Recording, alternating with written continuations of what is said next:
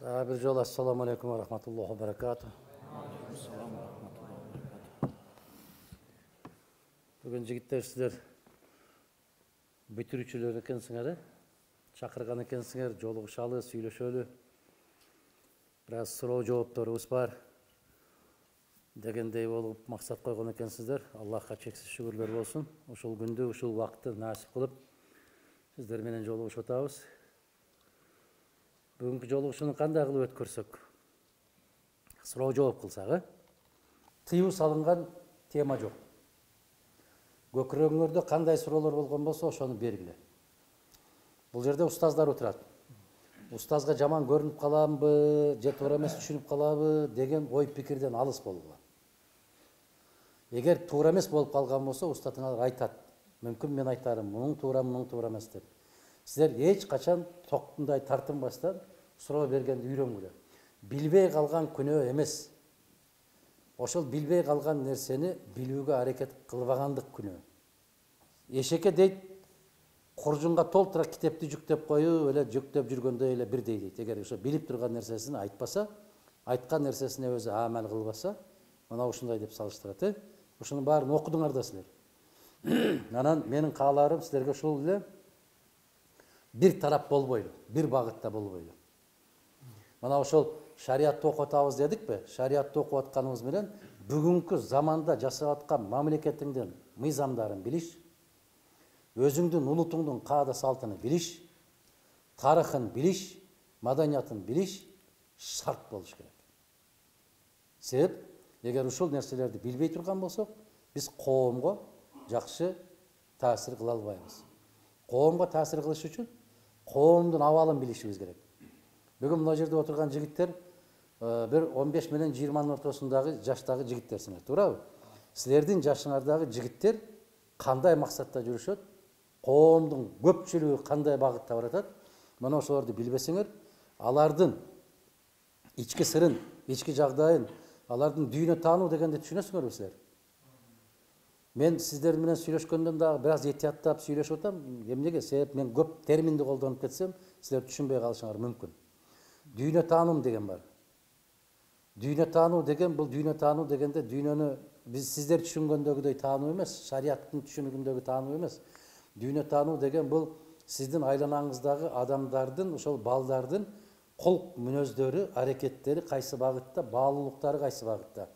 Мисалы, сиздер менен тең жигиттер кыздардын көпчүлүгү бүт баары кыргызча сүйлөй албай, орусча болуп кеткендери бар. Туурабы? Кыргызча билбейт, кыргызча айтсаң түшүнбөйт. Мына ошолорго кандай кылып таасир кыласыңар силер? Эң жаман нерсе муундардын, муун деген денедеги муун эмес. Адамдын, коомдогу муун. 25 жаштагылар бир муун, 50 жаштагылар бир муун, 75 жаштагылар бир муун, ар бир 25 жашта бир муун деп эсептелсе, ошол силер менен бир муундаш болгон, жашташ болгон жаштардын аң сезим, акыл эси, дүйнө таануу философиясы кандай экендигин билбестен бири-бириңерге карама-каршы келип калган учурларыңар көп. Мына эс алууга барганда айылга барасыңар го. Силер шарий тараптан кетип бартасыңар, а силер менен курдаш болгон жигиттер башка көз карашта. Алардын багыты башка. Ушуну байкайсыңарбы? Силерди түшүнбөй калат. Кээде силердин үстүңөрдөн күлүп койгон учурлары бар. Молдо болуп калдыңбы дегендери бар. Ар кандай учурлар болот. Ошондой да сиздер күчтүү болуш үчүн бул дүйнөнүн дагы мыйзамдарын билишиңер керек. Шариаттын дагы мыйзамдарын билишиңер керек. Улуттун дагы каада салтын билишиңер керек. Анан өзүңөрдүн курдаш, муундаш тең туштарыңардын дагы каада салттарын билишиңер керек, баскан тургандарын билишиңер керек. Ансыз биз бири-бирибиз менен көп жакшы сүйлөшө албайбыз. Кандай дейсиңер? Ушундан улам эми суроолоруңар болсо жооп бере берем. Барбы суроо?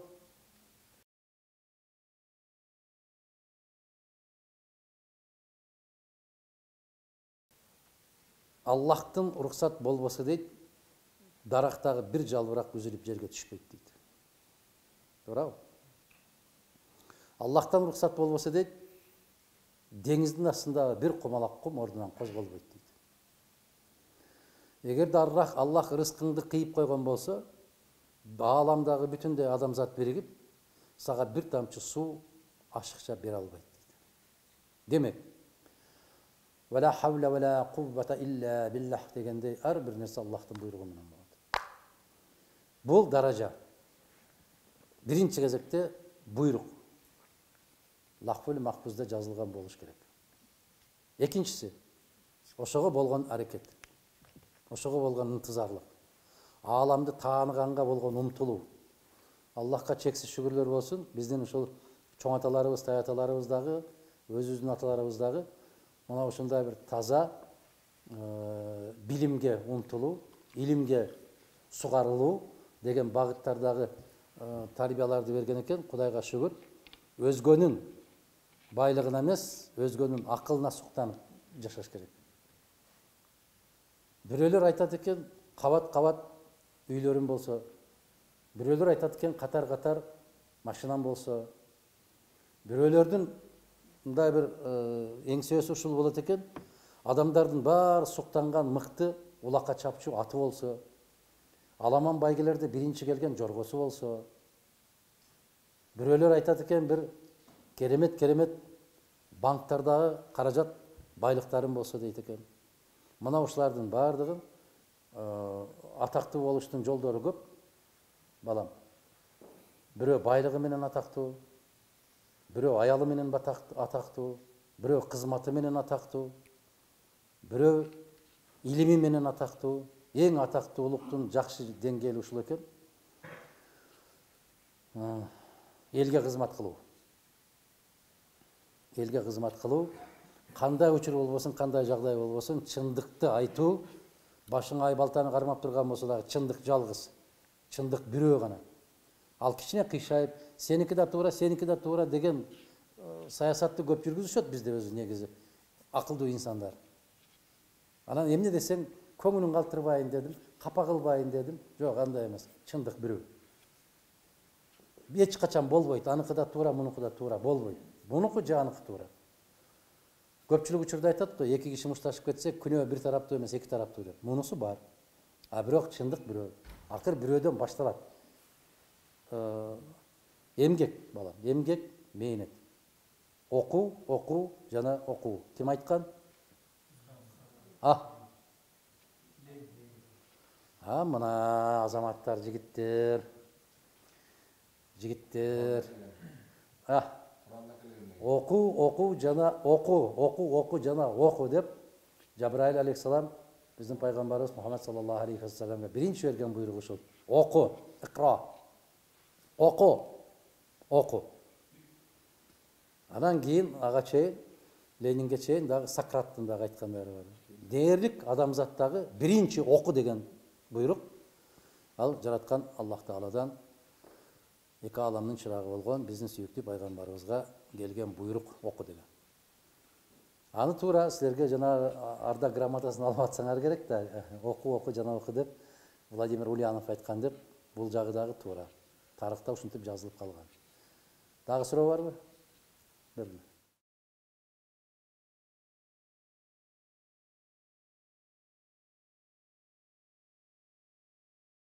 Мен бир канча жылдар башта айттым эле, биз кыргыз биринчи кезекте кыргызбыз. Өзүбүздүн каада салтыбыз менен, нарк населебиз менен.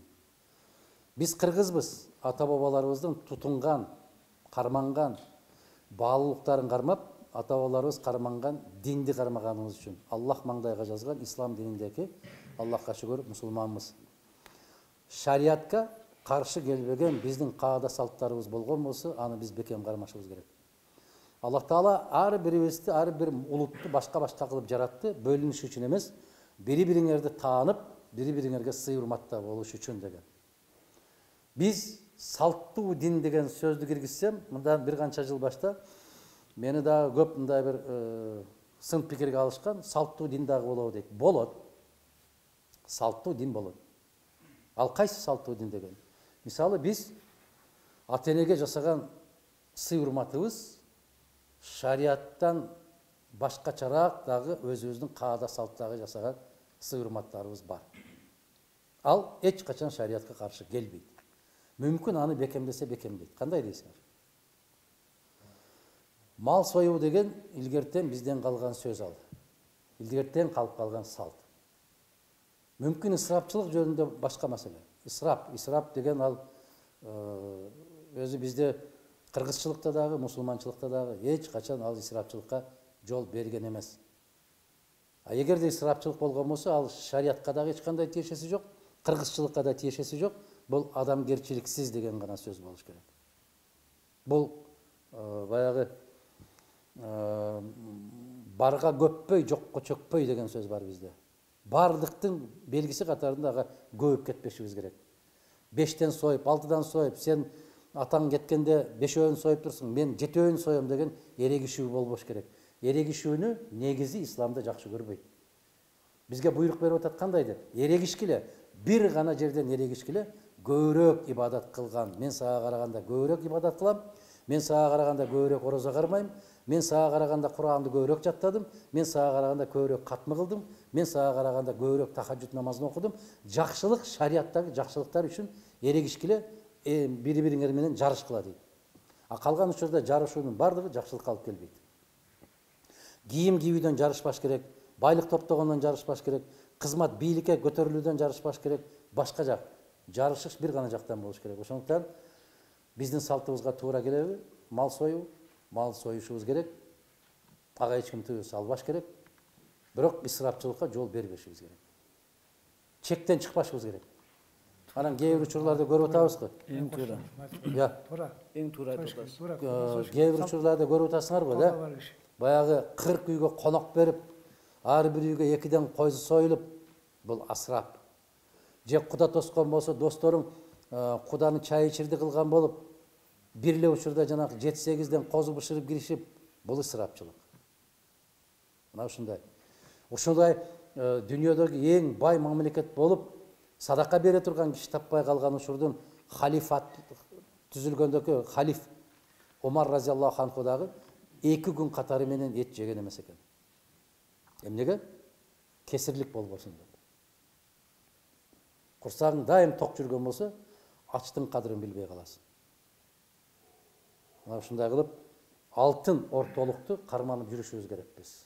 Өтө ал жагына да кетип калбай, бул жагына да кетип калбай.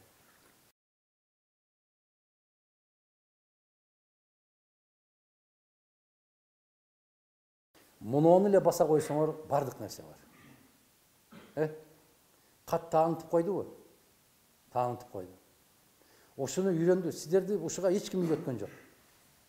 Шайтан үйрөттү. Ошону көрбөсөң тура албайсың азыр, балдар. Атаңды, энеңди көрбөсөң тура аласың. Атаң, энеңди сагынбайсың, муну сагынасың. Эрте менен туруп эле таарат албай туруп ушуну кармайсың. Калп дегилечи, балдар. Чындыкпы? Эмнеге? Ушул мээр ушуга түшүп калды. Мээр. Илимге дагы мээр керек. Мен көп мисал келтирем. Абу Али ибн Синону эч ким окуткан эмес. Эч ким окуткан эмес. Ошол илимге болгон ынтызарлык ошого жеткирген.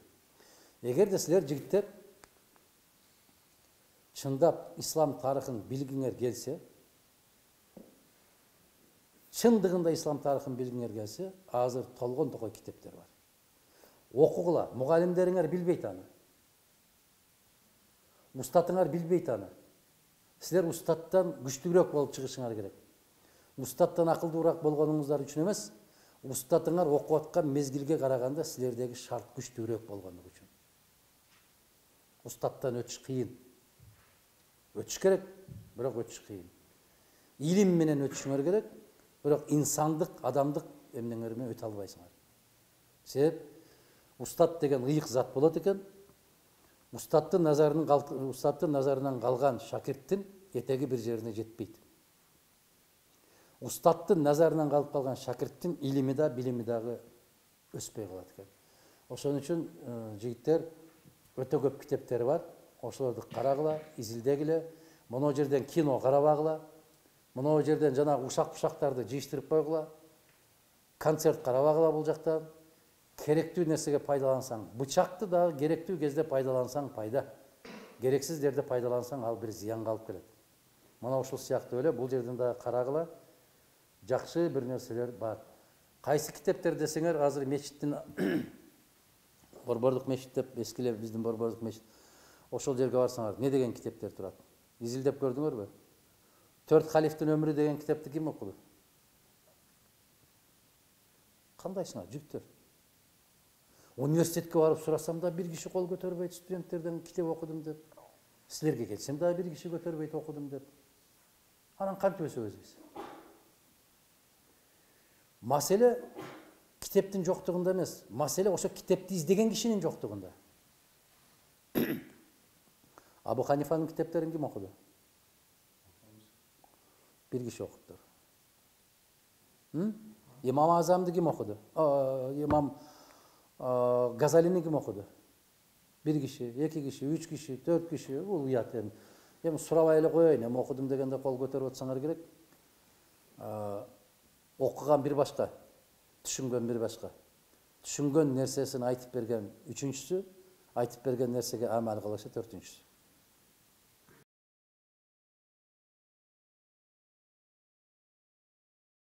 Ошо колуңузда кармап турган китептерди кандай жашаш керек болгон болсо, ошол нерселердин баарын киргизем да. Бир Американы ойлоп таппайм мен. Велосипед таппайм. Эч нерсе киргизбейм. Биринчи кезекте биздин алдыбызга койгон максатыбыз бар. Ыйман, мыйзам, тазалык. Ана ошол нерселердин бардыгы ичинде бар. Ыймандуу өлкө болгон болсо, ал жака мыйзамдын деле кереги жок. Кандай десиңер жигиттер? Бирок кандай десиңер деп бекер эле сурайм. Силер ага ой жүгүртпөйт экенсиңер. Китеп окугандан кийин ой жүгүртүш кыйын болуп калат. Ыймандуу өлкө болгон болсо, бирөөнүн үстүнөн бирөө кыйбат кылбайт. Жалган сүйлөбөйт. Ыймандуу өлкөдө бирөөнүн акысын жебейт. Ыймандуу өлкөдө колунан келген ишке асылбайт. Ыймандуу өлкөдө өзүнөн улуу кишини акарат кылбайт. Ыймандуу өлкөдө ата менен энени карыялар үйүнө ыргытып таштап кетпейт. Ыймандуу өлкөдө үй бүлөдө ар дайым мыкты тынчтык болот. Ыймандуу өлкөдө балдарды көчөгө таштап койбойт. Ыймандуу өлкөдө ар ким өзүнүн колунан келген ишти жасайт. Ыйман жок болгон жерде билимдүүлөр билимсиздердин астында басынты болуп калат. Маданияттуулар маданиятсыздардын алдында кордук көрүп калат. Маданияты канчалык бийик инсан болсо, ошончолук кордукка көп учураган болот. Себеп ал жанындагыларга окшошуп, аларга окшоп ырылдашып айтыша албайт, аларга окшоп мушташкысы келбейт, аларга окшоп жулунбайт, аларга окшоп байлык топтобойт, акырын өзүнүн оокатын кылып жүрө берет, а коомдун алдында бечара деген атка конот. Бул ыймандуу инсан ошондой. Бечара, мунун колунан эч нерсе келбейт, элдин балдарындай кылып эптеп кетпейт, элдин балдары кыйын, аяктан бияктан момундай болуп бир нерсеге жетишти. Ал убактылуу жетишүү. Арам жолдор менен жетишкен ийгилик, бул мүмкүн, бул дүйнөнүн рахатыдыр, бирок акыреттин азабы. Гёте деген бар. Силер ааламды кенен тааныш үчүн ислам динин мен ушундай түшүнөм. Анын түбүнө эч ким жеткен эмес, жете да албайт. Бүгүнкү күнгө чейин космостон туруп жердин астындагы жаткан ийнени таап алар деңгээлге жеткен илим Курандагы жазылган сырлардын 8 гана пайызын билет деп айтышып атат. 92% эч ким билбейт.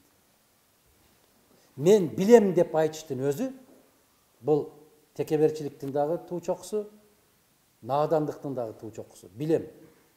Билбейт. Адам баласы өзү негизи эч нерсе билбейт. Бирок баарыбыз билебиз деп кыйкыра беребиз. Аны билиш мүмкүн эмес, билиш кыйын. Билүүгө аракет кылыш керек. Исламды өзү негизи терең казыштын кажети жок. Кенен караш керек. Кенен карагыла. Эмнеге деген суроону бере берсең, түбүнө жетпейсиң. Биз эмес. Улуу пайгамбарлардын бирөөсү, Аллах менен түздөн түз сүйлөшкөн Муса алейхиссалам, ал дагы менден өткөн билимдүү, илимдүү зат барбы деп жараткандан сурап атат. Аллах субхана ва тааля айтты, сенден өткөн акылдуу бар. Ким ал дейт? Карагыла. Аллах менен түздөн түз сүйлөшкөн пайгамбар дагы менден өткөн бирөө барбы деп атат да. Бар. Ал Хызыр алейхиссалам. Муса алейхиссаламдын билбеген жактарын, толгон токой билбеген жактарын ошондо түшүндү. Окудуңарбы? Муса алейхиссаламдын тарыхында мына ошондо түшүндү, эч нерсени билбейт экен. Баланы эмне үчүн өлтүрүп койду? Кемени эмне үчүн тешип койду? Эмне үчүн дуалды тиктеп кайрадан түздеп жаңы дуал куруп койду? Эмнеге? Себеп Аллах Таала ар бир пендеге башына салып аткан нерсенин аркасында эмне бар экенин жараткандан башка эч ким билбейт. Периштелери да билбейт. Эч ким билбейт. Ошон үчүн баягы падышачылык болушка эмне ынтызарлык болот деп атканда биздин колубуздан бир гана нерсе келиш керек. Биздин акылыбыз жеткен адилеттүүлүктү орнотуу. Силер баягы сууга тойбой аткан чөл болушуңар керек да бүгүн. Китеп. Миллион жолу китеп деп айтат. Китеп. Бекерден айтпаса керек да, биздин пайгамбарыбыз дагы саллаллаху алейхи вассалам ошол түнү менен намаз окуп чыкканга караганда түнү менен илим алып чыккан артыгыраак деп. Илим алып чыкканда эмне болот? Адамдын аң сезими кеңейет. Адамдын аң сезими канчалык кеңейген болсо, сен бул ааламда өрмөлөп жүргөн бир кумурскачалык эмес экениңди билесиң. Ошол кумурскачалык эмес экениңди билгенден кийин сен эч качан көкүрөк көтөрбөйсүң. Кумурскачалык кадырың жок экенин билесиң. Канчалык бийик болсоң, ошончолук жерге түшөсүң. А сен канчалык илимдүү болсоң, сени ошончолук жаныңдагылар кемсинтет, жаныңдагылар үстүңдөн күлөт, маскаралайт, мыскыл кылат. Себеп сен аларга окшош эмессиң. Улуу инсандардын баарын карап көргүлө, бүтүндөй баары азап тозокторду көрүп жашаган. Ошол эле Имам Бухарини дагы ушунча жыл элинен жеринен кетип, кайрадан келгенде, бардык бөтөн жерге келгенде бутун жерге тийгизбей көтөрүп келишкен, бирок өзүнүн тугулуп өскөн жерине келгенде түнү менен чыгып кетесиң, күн чыкканча чыкпасаң башыңды алам деген ким болду? Ким болду? Эмир. Ошол шаардын, мамлекеттин эмири болду. Эмне үчүн ушинтип айтты? Балдарына сабак бер дейт. Келип менин балдарыма сабак берип тур дейт. Имам Бухари эмне деп жооп берди? Баракелде, сен менин сөздөрүмдү көрүп жүрөсүңбү же китеп окудуңбу? Көп жаша. Аман бол балам. Көрдүңөрбү? Азыр биздин муфтиятты, же биздин молдолорду, же биздин имамдарды, же казыларды райондун акими чакырып койсунчу айланайын, үйүңдөн чыкпай окутам дейт. Мына Аллахка тобокел кылып жашаган илим-поз менен амалга, өзүнүн амалына, акчага кызмат кылган, бийликке кызмат кылган молдолордун айырмасы ушундай болот, имамдардын айырмасы.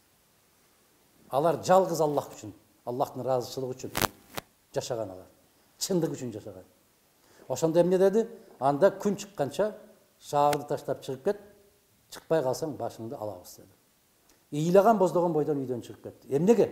Ошол дүйнөдөгү, ошол мезгилдеки эмес, мүмкүн бүгүнкү күнгө чейин анчалык аалым, хадис тарабынан анчалык аалым жоктур. Имам Муслимдир, теңме-тең келе тургандар. Бирок бу кишичелик хадис жыйнаган, бу кишичелик илимпоз болгон канча миң хадисти жатка билген инсан бүгүнкү күнгө чейин жок.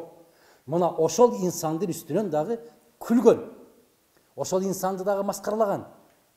Ошонун үстүнөн дагы кандайдыр бир гыйбаттык иштерди жасаган. Аны ушунчалык жаман көрсөтүш үчүн Имам Бухари ушундай бир фатва чыгарды дейт. Жаман көрсөтүш үчүн. Бүгүнкү фейк ошондо дагы иштеген. Бүгүнкү фейк. Себеп фейк деген бул шайтандын кыла турган иши.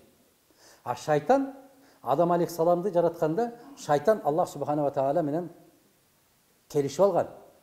Кыямат күнгө чейин мен азгырганга рухсат бер деген. Алдынан да, артынан да, оң жагынан, сол жагынан, астынан, каалаган жагынан келгенге рухсат бер деген. Ваада бар. Ошондон Айткан, сен өтө каттуу бардык тарабынан ороп койдуң го.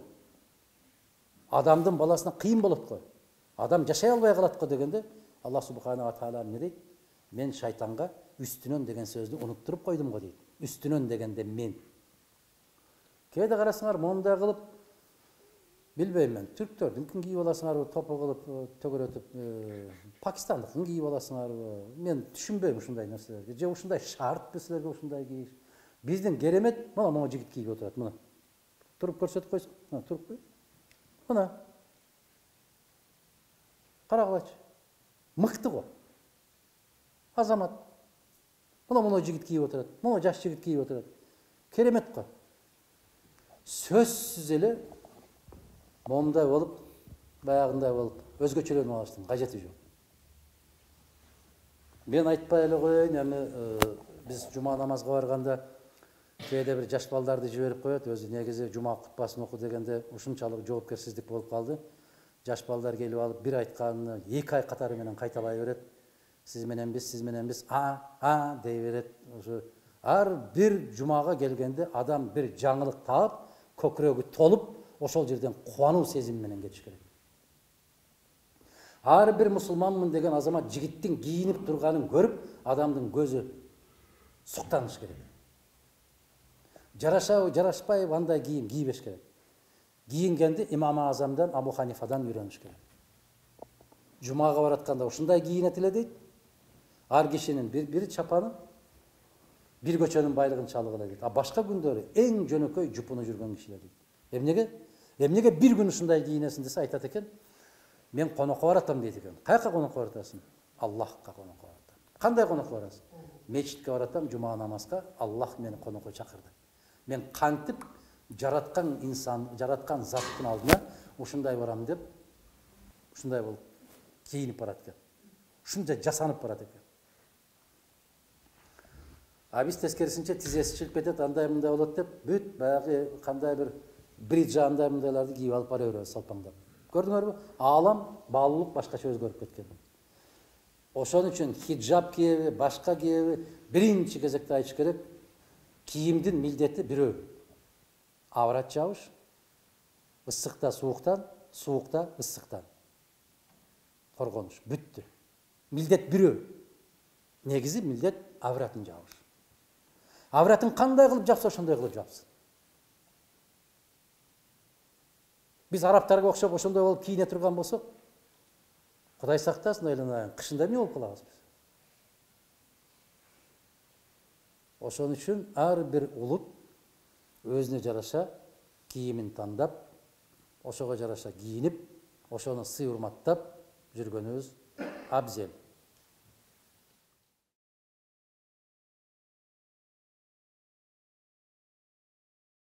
Рахмат. Мен заматта өз негизи ойлонбой туруп жооп берем. Азыр астафиралла деп токтодум, себеп ушул жерде отурганыңардын 90%-ыңар капа болуп калат экенсиңер. Ушул сөздү айтып берсем. Силер деле могу жерге менен жолугуп атканда баягы суроолорду кайталабай, керемет суроолорду берсеңер болобу деп берсем, бүт баарыңар кыйшайып каласыңар. Ар бир коом, ар бир жамаат өзүнүн деңгээлине жараша сөз сүйлөйт, деңгээлине жараша иш кылат. Эгерде биздин коом ошондой инсан, ошондой жигиттерди ушулар депутаттыкка татыктуу деп тандап, ошолорду шайлап берген болсо, кимге капа болушубуз керек?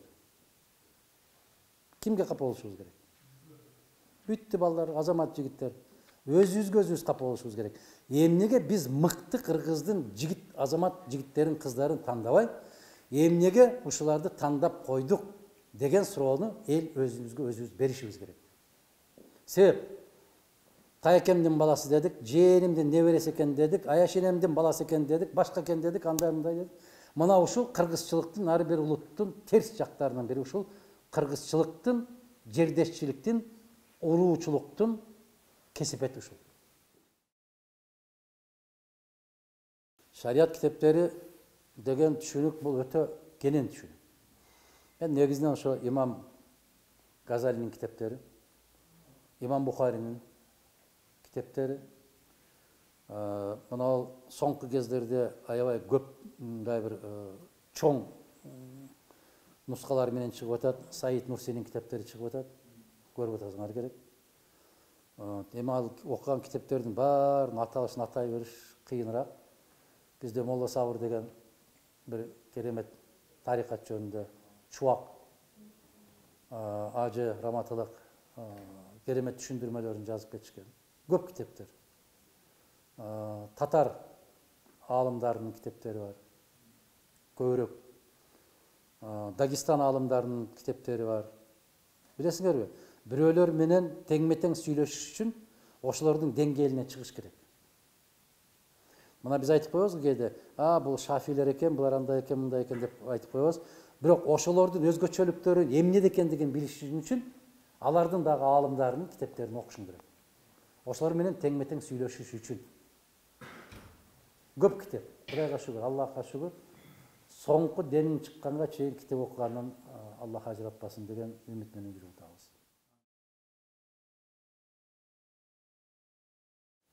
Мен түшүнүктүү болуш үчүн ушундай деп айтайын да, салыштырмалуулук бул жакшы болобу, жаман болобу, Аллах көзү кечирген болсун. Биз 93-жылы конституцияны кабыл алганбыз. Ал конституцияда эч нерсе калган жок. Бирок ошол конституцияны ал жагынан, бул жагынан бурмалап олтурушуп, бүгүнкү күнгө чейин 10-чу конституцияны кабыл алдык. Бүгүн биз 93-жылкы конституция менен жашай албайбыз. Жашасаң мыйзам бузулат. Мамлекеттик мыйзам бузулат. Ошол сыяктуу эле биздин Куранга чейин эчен китептер түштү. Туурабы? Давуд алейхиссаламга өзүнчө, Адам алейхиссаламдын өзүнчө, Ибрагим алейхиссаламга өзүнчө 30 барак деп, Муса алейхиссаламга өзүнчө Тоорат, Инжил деп, Иса алейхиссаламга ошондой болуп түшкөн. Ошондо кийинки түшкөн китептери ага чейинки түшкөн китептердеги эрежелерди жаңылап бекемдеп отурган. Бул бир. Экинчиден, Аллах Тааланын жалгыз экендиги бардык жерде айтылат. Инжилде да айтылат, Забурда да айтылат, Тооратта да айтылат. Жалгыз. Шериги жок. Өзү жалгыз. Эч кимден туулган эмес, эч кимди туудурган эмес. Башталышы жок, аягы жок, түөлүктүү деп айтылат.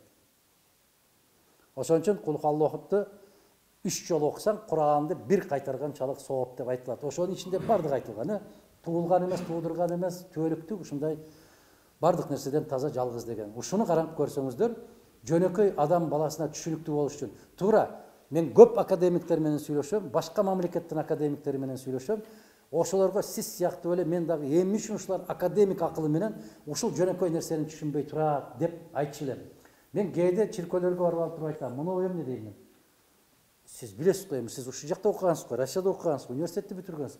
Бул деген икона да, билем икона экенин. Муну ким жасады? Адам жасады. Эмнеден? Тактайдан. Анан боек. Эгер ушуну адам жасабаса, бул тактай бойдон жатмак беле жерде, жатмак. Эгер ушунун сүрөтүн тартпаса, ал сүрөт жок болмок беле, жок болмок эле. Эмне үчүн адам өз колу менен жаратылат дагы, анан өзү барып алып туруп ошого кайра сулана берет. Мына жакында дегенде эми бир 4-5 жылдын ортолугунда болуп кетти. Алихан ким эле жанагы Нью-Йоркто айтышкан христиан менен мусулмандардын эмес, мусулмандардан ким эле? Накиртаев. Ошол жерде керемет суроо болду. Макул. Бизде Куранда айтып атат, Иса алейхиссалам түшөт. Иса алейхиссалам түшөт. 40 жыл дүйнөдө ушунчалык тегиздик болот, теңдик болот. Карышкырлар койлордун арасында жашап калат, бири-бирине зыян келтирбеген болот. Ушундай болгон бир керемет заман болот. Бирок Иса алейхиссалам түшөрү менен биринчи намаз окуйт деп атат. Ошондо суроо берди да, Иса алейхиссалам түшкөн болсо, ал өзүнө өзү сыйынып окуйбу деп. Ушул жерден тып токтоду, ушуга жооп таба албай калды. Мен ошол академиктер эмне үчүн ушуга ишенбейт, эмне үчүн ушуну түшүнбөйт? Өзү тартып алып, өзү сурат. Мен деле сүрөт тартып алып ушуга карасам, эмне болот десең, көрсө, Аллах Субхана ва Таала өзү айтып атпайбы? Өзүнүн сүйүктүү эки аламдын чырагы болгон Мухаммад саллаллаху алейхи вассалам, сен айт. Ал туура жолго түшөбү, түшпөйбү, аны сен чечпейсиң, биз чечебиз дейт. Биз туура жолго салууну каалабагандардын көзүнө парда тартабыз, көкрөгүнө мөөр басабыз, кулагына тыгын тыгабыз. Алар ошону түшүнбөгөндүктөн эмес, аларды туура жолго салбагандыктан түшүнбөйт экен ошону. Билбейт да. Түшүнбөйт да ошону. Ошондуктан эмне үчүн ислам дини дегенде бул соңку дин, акыркы дин, буга чейинки түшкөн китептердин баарына өзгөрүү кирип кеткендиги үчүн Аллах Таала айтып атпайбы, бул Куранды кыяматка чейин сакташыны биз өзүбүзгө алабыз дейт. Кепилдикке биз өзүбүз алабыз. Ошондуктан мурунку кеткен нерселердин баарын жокко чыгарып, соңку кыяматка чейинки чындык бул ислам дини. Муну орус дини ишмерлери дагы, Яхуди дини ишмерлери дагы бир добуштан моюндарына алышат. Бирок баягы Аллах өзү айткандай көкрөктө мөөр баскандыгы үчүн гана муну моюндабайт. Мен ушинтип эле жооп берип атам көбүнө. Моюндабайт, чындык экендиги ушул, бирок моюндабайт.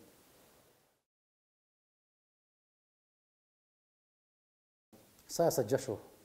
Саясатты биздин пайгамбарыбыз саллаллаху алейхи ва саллям дагы саясат кылган. Рум империясына аларга кандай кат жазышты дагы билген. Мисирге кандай кат жазганды да билген. Башка мамлекеттерге, ар бир мамлекеттин падышасынын өзүнүн баскан турганына жараша ошого жеткиликтүү, ошого түшүнүктүү тилде жазганга аракет кылган каттарды. Мына ошонун өзү саясат. Сен үйлөнгөнсүң, кечирип коесуң. Эртең үйлөнөсүз, өтө каттуу саясатчы болосуз. Ушундай саясатчы болосуз, Алла насип кылса. Аялыңызга бирди сүйлөп, досторуңузга экини сүйлөп, атаңызга бирди айтып, апаңызга бирди айтып, апаңыз менен келиниңиздин ортосунда чыр-чатакка болбостугуна өтө каттуу саясат жасайсыз. Досторуңузду үйгө чакыра албай калганыңызда ушундай каттуу саясат жасайсыз. Ошондон билесиз да. Атаңдын көрү саясат жерге кире турган нерсе экен дейсиз. Жанагы жыргагандан жылкычы болгон жокмун дегендей, адам баласы турган, баскан, көчөгө чыккан керекпи өз балаңа дагы өзүң саясат кыласың. Бирок ар бир нерсени өзүнүн ээси болуш керек. Мен көпчүлүк учурда айтам, кетменчинин кетмен чапканы жакшы, орокчунун орок оргону жакшы, өтүкчүнүн өтүк тиккени жакшы, набайчынын нан жапканы жакшы. Бирок баары биригип келип туруп эгер саясатчы боло турган болсо, ал мамлекетти жок кылат. Дагы суроо? Мен суроом азыр буларга мен эле таңкы уйкуну айтатмынбы, депутаттар да айтат экен го. Мен силерге канча жолу айтам, таңкы уйку кандай? Таңкы уйку булар мен эле айтат дейт болуш мүмкүн да. Таңда уктабагыла. Себеби таңкы уйкуну уктаган ырышкыдан кур калат. Ит таңкы уйкуну уктайт, ошол себептен итте береке жок. Кой түн менен уктайт дагы, таңда уктабайт, ошол үчүн койдо береке бар. Кашкыр койду кайсыл убакта алат? Таңда алат. Ит ошо таң заарда уктайт, ошол үчүн каршы калат. Бул кишилер депутат ошо таң уйкуга берилдиң, бүт жакшылыктан калдың. Таңкы уйкунун маселеси боюнча эми бул таксир биздин дамлабыздан ашырып айтыш мүмкүн эмес, кыйын. Таңкы уйкунун таттуулугу ушунчалык болгондо, ошол эмне үчүн ушуну таңкы намазга киргизип кой Билал деп пайгамбарыбыз саллаллаху алейхи ва саллям айткан, ошо пайгамбарга да кичине бир эмнерээк болуп атса керек, таттуураак ассалату хайрун минан наум дегенде бир керемет сөз экен деп туруп, ушуну багымдатка кошуп кой деп бекеринен айткан эмес да. Көрдүңөрбү? Бул таттуулуктун. Адам баласында эки нерсе дейт да, ушул жан менен уйку таттуу дейт да, ушундай экен. Жан таттуу, уйку таттуу. Кандай керек? Жаныңды кетпесе, эртең менен уктабаган киши машина айдап бараткан болсо, таңкы уйкуга алдырып берет. Жан дагы көзгө көрүнбөй калат. Мына ошон үчүн көрдүңөрбү? Ушунчалык оор кыйын мезгилде, шайтан жөн мезгилде келбейт. Каттуу кубанып аткан кезиңде келет, өтө каттуу корккон мезгилиңде келет, жиндин дагы кире турган мезгилдер ушул мезгилдер. Адам баласы өзүн билбей жанагы чалкасынан кетип, оозун ачып алып, бакылдап каткырып күлгөндөр барбы? Астагфираллах, ошол жер чатак. Ошол жер өтө опурталдуу. Ошон үчүн таңкы намазга келгенде ушул сөздү айтып кой Билал, өтө жакшы сөз айттың деген сөз бул жөнөкөй нерсе эмес. Билесиңер силер, пайгамбарлар өздөрүнөн эч нерсени айткан эмес, аян келген сөздөрдөн гана айтышкан. Ушундай. Сурообу? Ким? Бул киши бизге несин сурап, силер билип алгыла. Силер медресени бүтүп эле мечитте молдо болом деп ойлогон. Президент бол, молдо бол. Фаршылар немеси бар. Муфти болом десең болосуң, казы болом десең болосуң, президент болом десең болосуң, бирок кул боло албайсың дейт. Бул президент болсун, Алланын кулу болсун, руханий азыгы болсун. Биз руханий азыкты бир гана мечитке же медресеге байлаганбыз. Биз ушундай деңгээлге жетишибиз керек. Адахан мырзадай сенин шарият илимиң билинбесин, шарият илимиң бил. Саясатка кирсең сен шарият илимиң андан да жогору болсун. Үлгү алгыла, шикиде үлгү алгыла. Мунун жакшы жагы бар, муну тайманбай сүйлөйт. Президент эмес, акимге да айта албайсың, айыл өкмөткө да айта албайсың. Кулил хакка ва ин кана мурран. Чындык сөз ачуу болсо да айткын, анан акыйкатка чыгат. Эгер мындай кишилер болбосо азыр болбойт, сөзсүз болуш керек. Максат бул кишиден таалим ал. Илим бардык адамда бар. Керек болсо сен көчөдө жүргөн бир дарвиште да илим болушу мүмкүн, сен билбейсиң аны. Аны билген нерсени билбей. Медреседен чыкканда кыскасы мен кыйынмын, мен Куранды мындай сөзмө-сөз котором, же хадисти билем деген сен бой көтөргөн бул шайтан эмес. Сен канча илим алсаң, жөнөкөй, карапайым, жөнөкөй болгун. Туура. Бул киши дагы мындай келип турсун. Көбүрөөк келип турсун, бизге дагы биздин ушу балдар саясатчы болуш үчүн, мен саясаттан да азыркы шарият саясаттан да тазадым, башка саясаттан тазадым. Мен ушуну рахмат дамына, мен ушуну киргенде эле балдарга айттым да, негизги жолугууда максатыңар эмне максатта чакырдыңар, кандай максатта сүйлөшкүңөр келет деп ушул сөздөрдөн айтып атам. Мен балдарга мындай бир башынан берки эле бир сөздү айтып келатам. Окугула деп атам да балдар. Окугула, окуган киши аз да. Окуган киши аз. Окуган киши өтө аз. Мына бул китепти сурадым, 3 киши кол көтөрдү. Бир китепти сурадым, 5 киши кол көтөрдү. Кайсы китептер биз билебиз, билбей турган китептен сурабыңыз. Ошо шарий китептерден сурадым. Мына ошондой нерселердин баардыгын окуп туруп, заманга шайкеш жашаш керек. Заманга туура келиш керек. Көз караш туура келиш керек. Биз мыкты артыбыздан элди ээрчитип кете турган молдо болобуз дей турган болсоңор, силер ушундай болушуңар керек. Химияны мыкты билишиңер керек. Физиканы, тарыхты, адабиятты, географияны, бардык философияны мыкты өздөштүрсөңөр, себеп көрүп атасыңар го. Дарыгер менен дарыгердин тилинде, дыйкан менен дыйкандын тилинде, имам менен имамдын тилинде, окумуштуу менен окумуштуунун тилинде, тилчи менен тилчинин тилинде. Ошол бардык тарабынан бирдей сүйлөшүп алганыңарда гана артыңардан элди ээрчите аласыңар. Эгер силер акыл насаат айтабыз десеңер, ошолор билгенге караганда силер бир 2 эсе көбүсү билсеңер, ошондо силерге там берет дагы, артыңардан ээрчип баштайт. Мыкты шарияттын илимин, мыйзамын мыкты өздөштүргөн бирөө болушуңар мүмкүн. Эгер коомдун мыйзамын билбей калсаңар, анда жана сөзүбүздүн башында айткандай, эки башка көз карашта болуп кагылышуу башталат. Кагылышуу болбош керек. Мына саясат деген эмне дегениңерди айттыңар. Биздин ошол пайгамбарыбыз Мухаммад саллаллаху алейхи ва саллям мыкты аскер башчысы, мыкты салык башчысы, мыкты тарыхчы, мыкты адабиятчы, мыкты азыркы сөз менен айтканда, баягы жүрүш туруш, каада салт дегендей мыкты жанакы протоколду билген инсан. Мен бекер айткан жокмун, жана ар бир падышага өзүнө жараша кат жазган, Рум падышасына өзүнчө жазган катты, Мисыр падышасына өзүнчө жазган катты, Эфиопияга падышасына өзүнчө жазган катты. Эмне үчүн?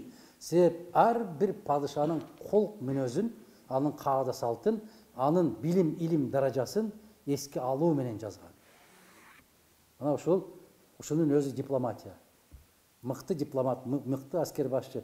Болбосо кантип 3000 куралы бар Рум аскерини 330 сахаба менен кантип жеңиши мүмкүн?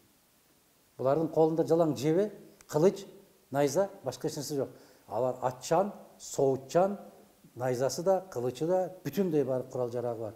Алар дасыккан аскерлер. Эмне үчүн? Биринчиден Аллахтын өзүнүн көмөгү, периштелердин көмөгү, Аллах жиберген. Экинчиден пәм, парасат, акыл. Мана бир гана нерсени көрдүңөр, жеңишке жетиштик деп Охот тоосунун алдында не болду? Бир гана сөзүн унутуп, ошону кармабай койгон үчүн не деген азап тартышты.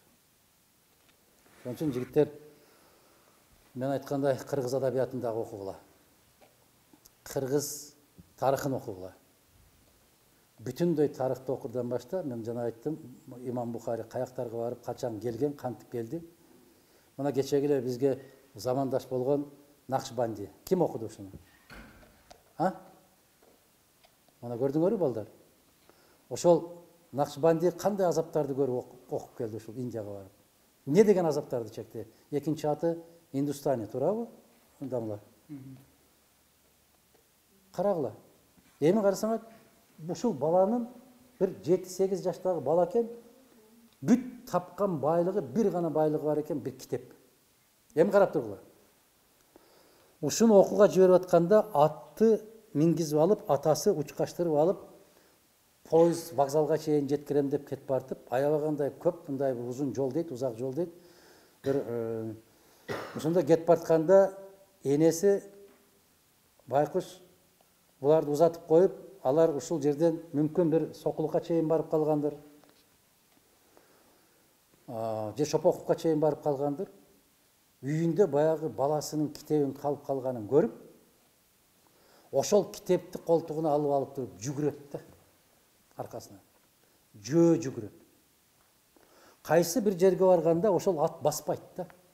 Атасы ары чабат, бери чабат, баспайт. Эч баспай коет. Ошо баспай туруп алат, таң калыштуу болот да. Ошол энеси жетип жүгүрүп келгенге чейин ат ошол жерден жылбай коет, баспай коет. Жетип келип колуна китебин берип, мына китепти унутуп коюпсуң деп, Куран китепти унутуп коюпсуң деп колуна бергенден кийин анан ат басып кетип бартат. Мен жана сөзүмдүн башында айткан интизарлык. Аллахка шунчалык интизар болуп суранган болуш керек. Мага билим бер, мага илим бер, мага ушундай даражамды көтөр деп суранган болсо керек, ыйлаган болсо керек жаш саби бала.